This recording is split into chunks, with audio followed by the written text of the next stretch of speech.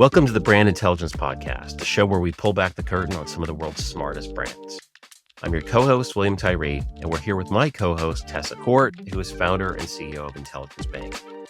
Today, we'll discuss our new 2024 Content Marketing Trends Report, based on amalgamated data from 800,000 users in 55 countries. Tessa, welcome. I'm so excited for this, Tessa, and there's so much in this report, I think, for people to glean.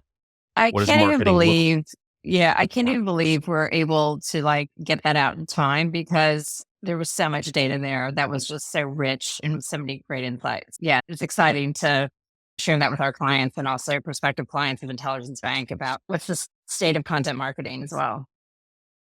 It's incredible, actually, when you consider you've got represented are some of the world's biggest brands. It's a global audience. And I would just say that the data size really is staggering, because typically when you see a report like this and you dig in, you find there's 12 data points, right? But this is truly massive. And I think it comes at a really important time, because marketing is just changing so damn fast.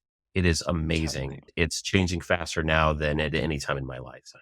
So before we dive into the findings, what it means, let's talk a little bit about what marketing and brand leaders are feeling at this time. I know, as CEO of IntelligenceBank, you spent a ton of time talking to customers, most of whom are marketing and brand leaders, PR leaders, marketing ops, you name it. What have you just been hearing the last 12 months? What's the state of marketing in their mind, not looking at the data?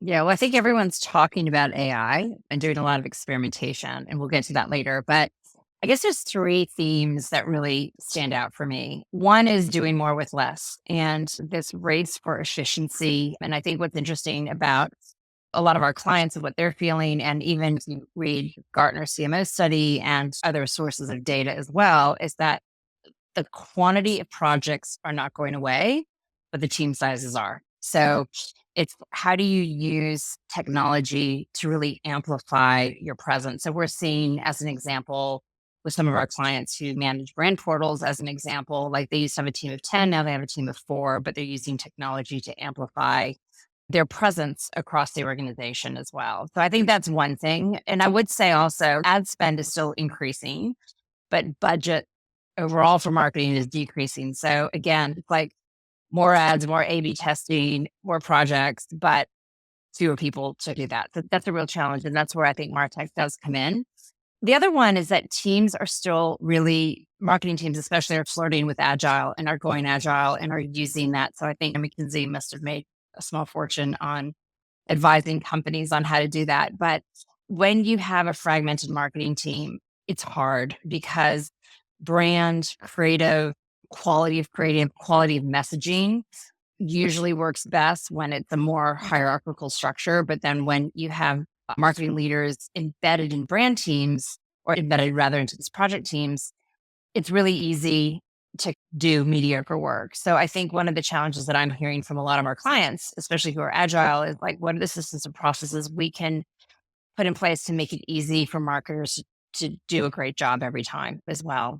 And then I guess last but not least, brand is king. In increasingly commoditized markets, when information is so freely available, your brand has to stand out. You have to differentiate as well. And we're seeing more and more of our clients not only using brand hubs to educate people on things like kerning and colors and fonts and things like that, but more importantly, to tell brand stories. So what are we about as a brand? What do we care about? Explaining brand values. And we had one client who shared a quite hilarious story, really about the importance of brand education throughout an organization, that not a lot of people understand brand. They understand colors, fonts, logos, those sorts of things, but they don't understand brand value, brand sentiment. And that's really where the magic happens, if you can get every piece of creative representing that. And they did this thing where they went around and they evaluated their creative kind of every quarter and looked at if it was more or less on brand and kind of where things were sitting. And it is a spectrum, right? And you don't want to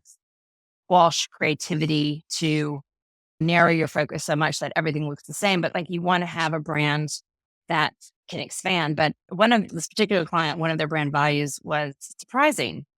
And an interpretation of that by one of the more obscure business units was a donkey drinking wine in the ad. Now, one could argue that is surprising, but it's still not on brand. Yeah, so I guess to recap, brand is king. Spending on brand is important, even if it's not always measurable. And also ensuring that you're explaining your brand to your team and also to your external partners is really critical at this point.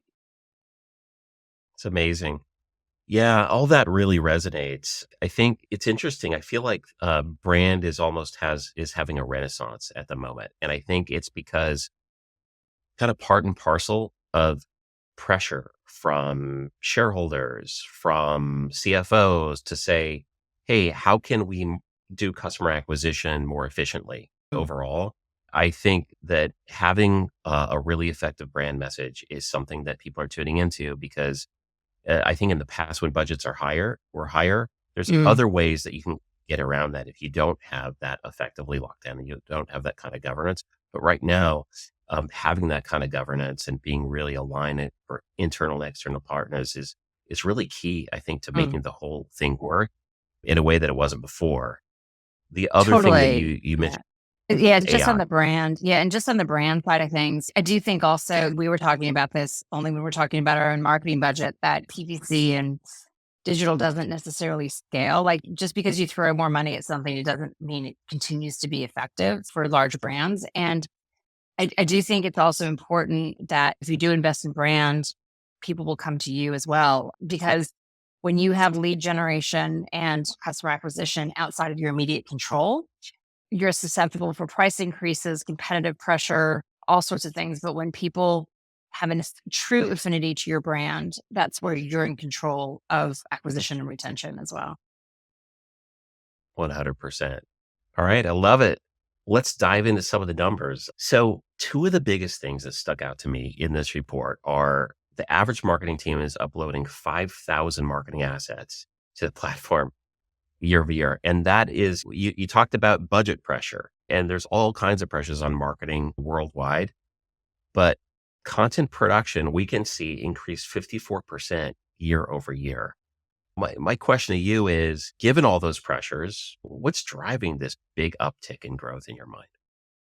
Yeah, I think it's a lot of things. So I think it starts with multi channel, right? In the sense that there are so many channels to create advertising for, or communications for, or content for in different sizes, different formats, different targets. You think about the rise of personalization, like that's really expensive to do and hard to do in digital, right? Without automation. So I think the multi channel effect is one thing that is driving it. Also, generative AI is obviously huge. You can create, personalize, and test ads faster than ever before, even if people are just, we've only really experienced the tip of the iceberg with that. But that explosion of content and creativity has to live somewhere and it has to be managed somewhere.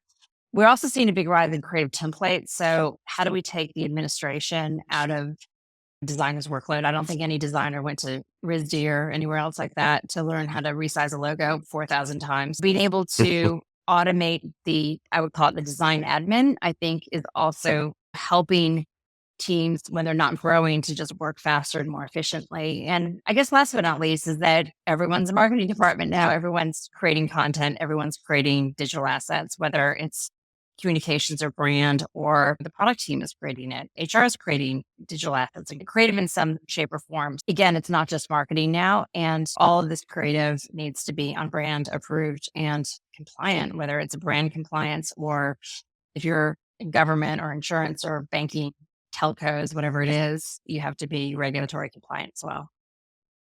Yeah, 100%. It's amazing. One other component that I wanted to talk about a little bit was what's been known as the cookie apocalypse, right? And Google actually, they've been talking about it for a long time. This thing has gone in phases for a really long time.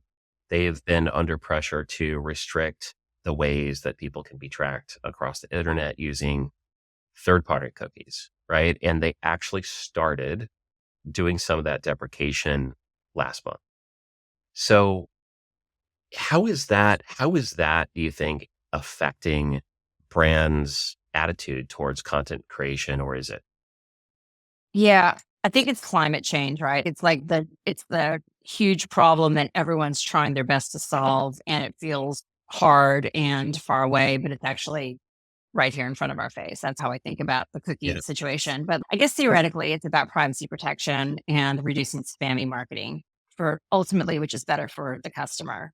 But it also means brands have to work really hard to create amazing content. They just can't slap they can't solve customer acquisition with spammy banners and ads, email marketing and things like that. And so technically, I guess to get to Nirvana, there's a lot of work that has to be done in terms of creating a new UID as an example, and publishers have to collect consent and advertisers used to have to use their own consented data. I just think it's going to be messy and hard. It was so easy when and so much value was created, obviously, when you had the browser being able to drop the cookie. And I think it's a long road. I think it's hard. But I also think it means that marketers have to up their game from a content perspective, because you have to now create content that people want to consume and want to read. And one of the things that um, I really love what you had said, I guess, in a previous podcast that you were on, is that you want to be the marketer who creates Intelligence Bank as the easiest brand to buy from in our space. And I keep thinking about that. And I think about it in terms of privacy, in terms of all those things. And if you're truly helping a customer who wants to buy your product, then they will give you data or their email address or whatever it is. But if you don't, they won't. And if they're not interested, they're not going to do that. But it is a huge shift, and it's a technology shift, it's a mindset shift, and it's also an ad reporting shift. I do have a background in media metrics as well. And from a sinister perspective, it can also mean the bigger publishers like Google, as an example, will just get stronger and bigger as well, because I don't think a lot of like brands are going to get this right quickly. Yeah. Said. Yeah. By the way, for those who don't know, Tessa, you were the CMO of Hitwise, which is a great company. Absolutely. And I think what you're saying makes so much sense. And long story short, too, I think this could also potentially be fueling some of the increase in content creation, because third party cookies are going away. It could be a bit of a journey to us getting there, but first party cookies are delicious. As you pointed out, if you have great content that they want to get and they're willing to hand over some data for that, then that's the relationship that you're going to have with your customers immediately and long term as well.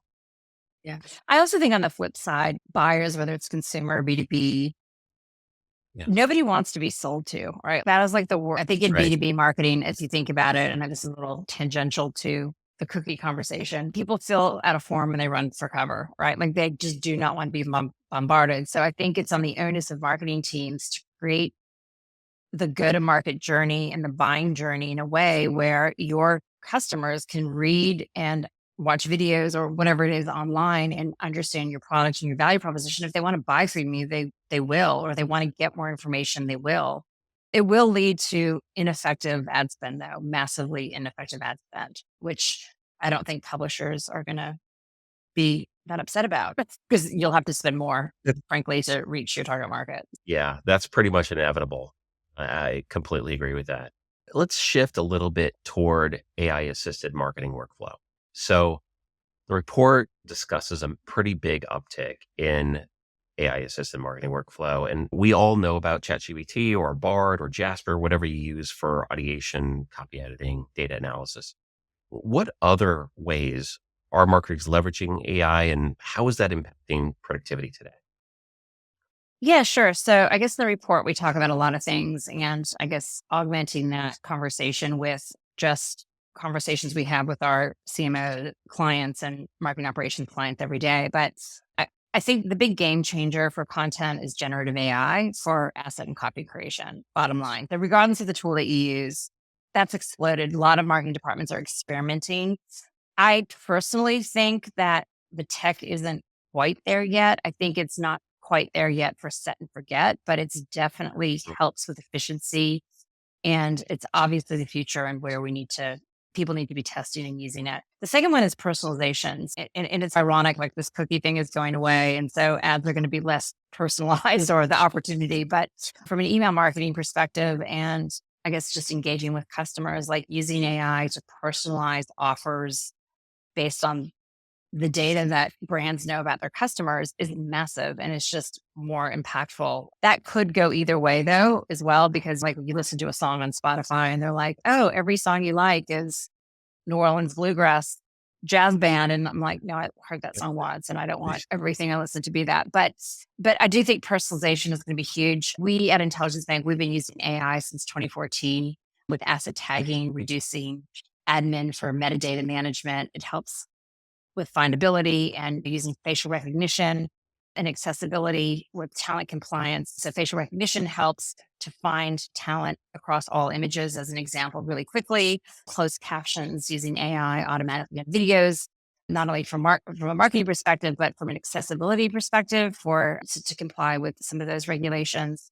So I think that is really good. And I guess our personal journey on AI has been that the tech has been around for a long time, but it's really just in the last couple of years where it's gotten amazing, where you still need to check the tags and make sure it's appropriate and things like that. But like a lot of the heavy lifting can be done automatically, which is great. Decisioning is a really important thing with decisioning and predictive analytics. But with I was having breakfast this morning with one of our keynote speakers for upcoming Ivy Live, and we're just talking about that whole side of AI and how it's going to be really powerful, but you have to have your data clean. So you can't, I guess it's crap in, crap out, not to use bad language, but it really depends. The AI, I guess, efficiencies really depend on the ability to have really clean and good data. And if you don't have that, you'll see just bad decisions being made or junky recommendations. And I guess last but not least, I think we're just seeing a lot in customer service and sales operations. So giving people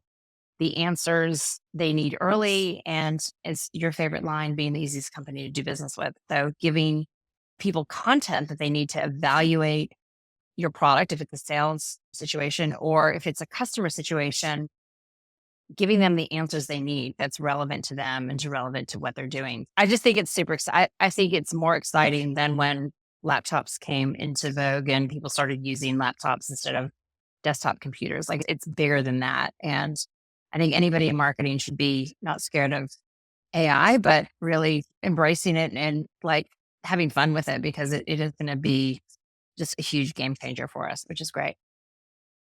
I just love all of that. It's all so amazing. And I think that marketers who aren't going beyond just like text right now for AI have so much to look forward to. Just one quick note. I want to go back to asset tagging, right?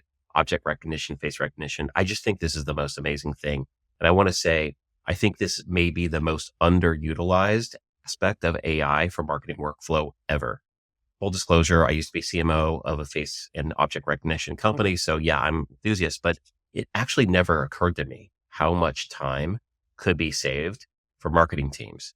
I think about people who have significant ad spend. They have massive websites, right? You could be a marketer for a sports team, right? Or an entertainment company, right? And as you have these assets plugged in, use integrations to your website, all your digital properties, the ability for you then to swap in and out talent rights, if there's leadership changes or talent changes on your team, to be able to do that, just those things alone turn what used to be a scavenger hunt that ruined your whole week into something that you literally get done with in a few seconds or a few minutes. I just think it's fantastic. And I think the productivity gains are sensational. Yeah. And I think ironically as well, like the embedded metadata tagging is awesome for search as well as the AI crawlers as well. Like how are they going to find what's what? So like it Right. just the role of metadata has just become even more important with APIs, with AI and as well as search as well. So it's an exciting area, definitely. Amazing. Now, okay, with AI comes, like anything good, regulations, right? And so we're at that point where there's been so much breaking news around this just in the last few weeks and months. As we're seeing AI generated content, I think you and I we were somewhere recently where somebody showed us a video of them that wasn't really them speaking Portuguese, and they don't know how to speak Portuguese. A couple of years we were worried about deep. weeks, right? Now, Yeah. I think with brands, it's about authenticity and making sure that people can trust what's coming out. What is the state, do you feel like, of AI content regulations? Where could it go?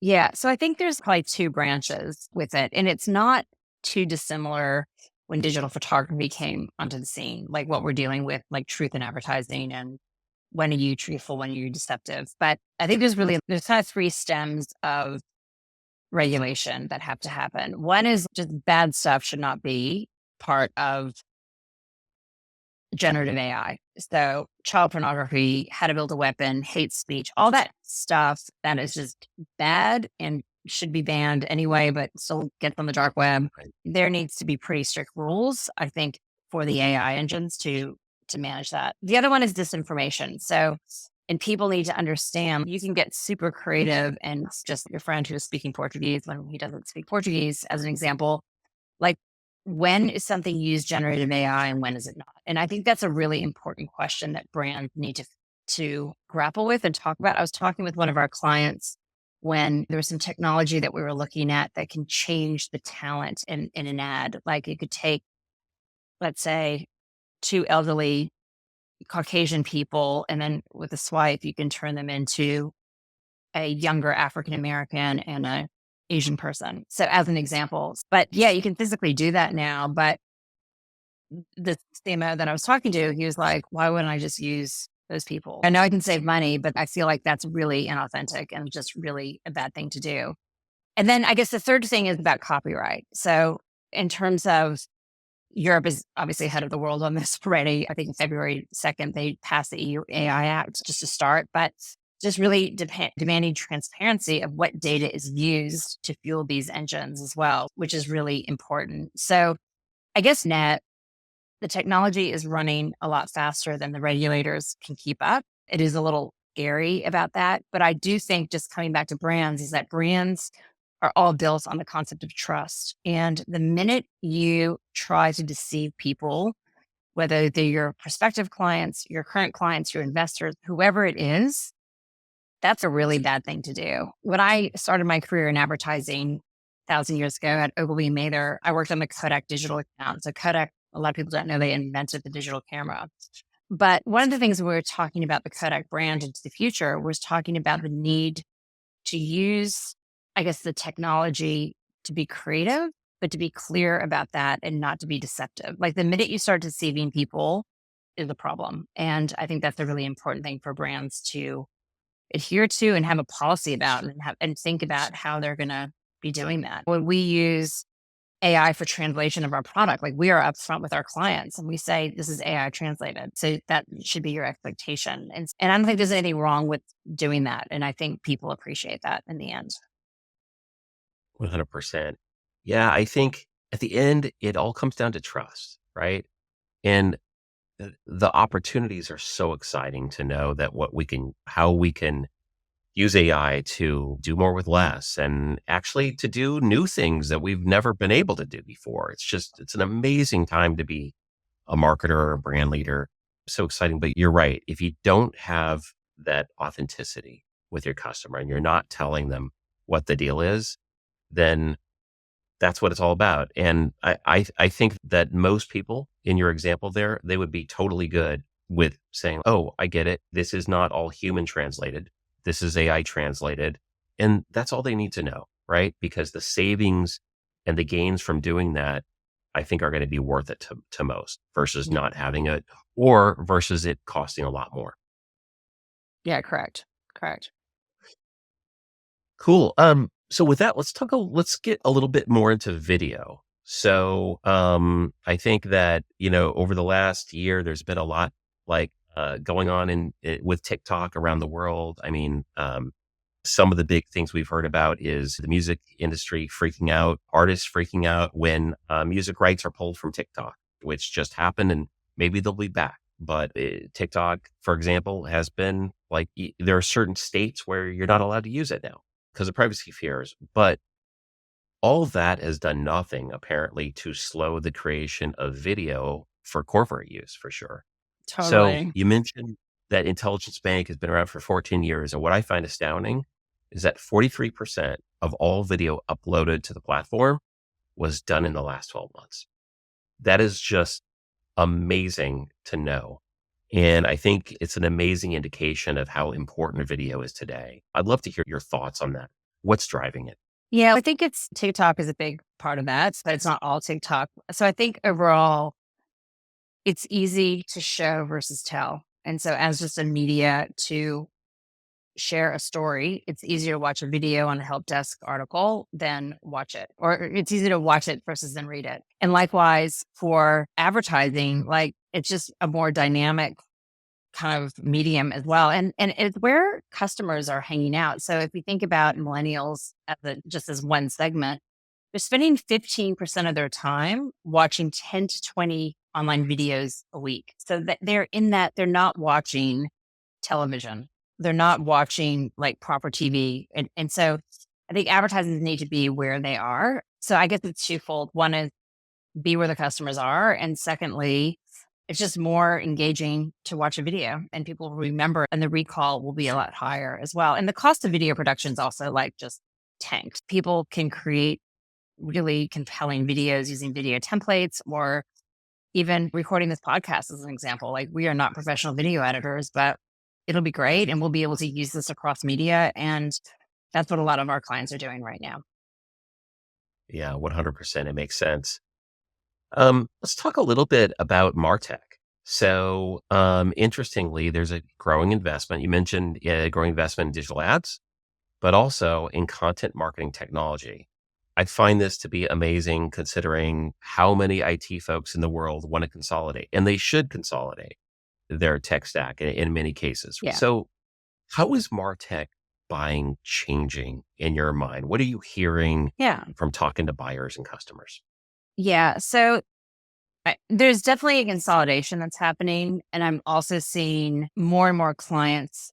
There is a consolidation, but also you want best of breed. So no longer can the head of IT say, hey, we'll just use SharePoint for that because SharePoint can't do all of the file management and the metadata tagging and all that other stuff that MarTech platforms could possibly do.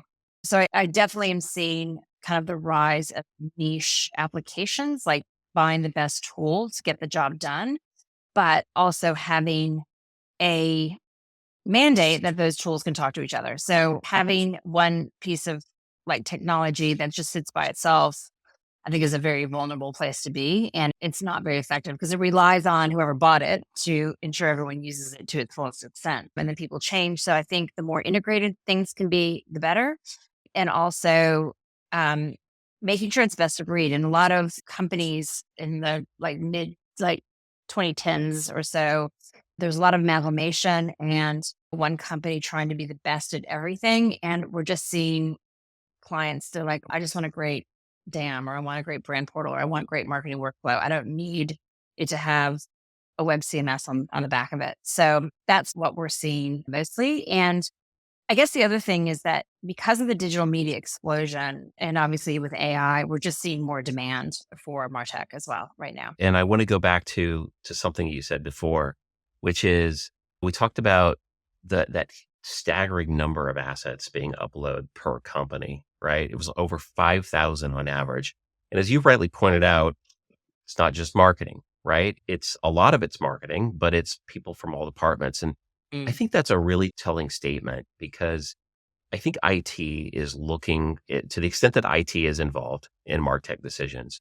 They're looking a lot of times to see, yes, integrations, but how much value is there across the business? Let's just take a couple, like I'll give you one other things, conversational marketing. So online chatbots and other things so that you can toward this goal of being the easiest company to buy from is if you service your company in real time, you're using AI to engage with customers, make sure that they're getting the care that they need, then use AI to pass them off to the human beings that they need to care for them. That's something it's typically thought of as a MarTech investment, but it's really not.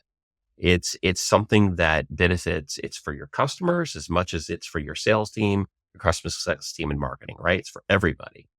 So then when I think about something like a brand portal or digital asset management, like who are all the stakeholders that are involved in that kind of a sale, or that kind of a purchase?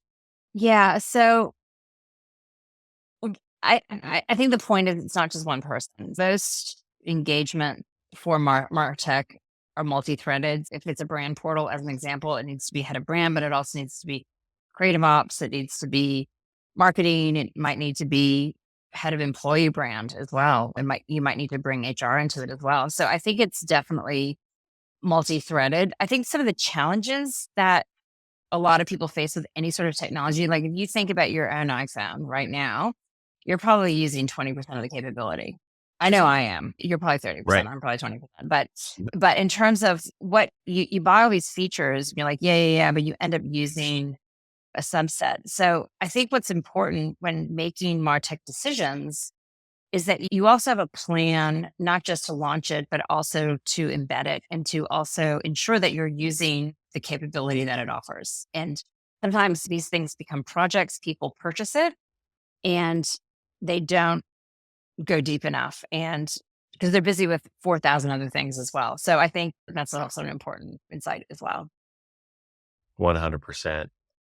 Awesome. This is incredible. I think we've given people a little bit of a teaser of what's in the report. And I'd just like to thank everybody for listening. Thank you so much for all the great insights. And I want to encourage people that you can get the 2024 Content Marketing Trends Report at intelligencebank.com or reach out to me or Tessa on LinkedIn, and we would be happy to send you a free copy.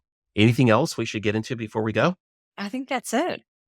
Thanks, All William. right. It's always fun to talk marketing with you. I think, yeah, I'm really, it is my, even though I'm the CEO of Intelligence Bank, it is my pet topic. We market to marketers. As an ex CMO, I love everything about it. So thanks for having me on this and having the chance to talk about the report.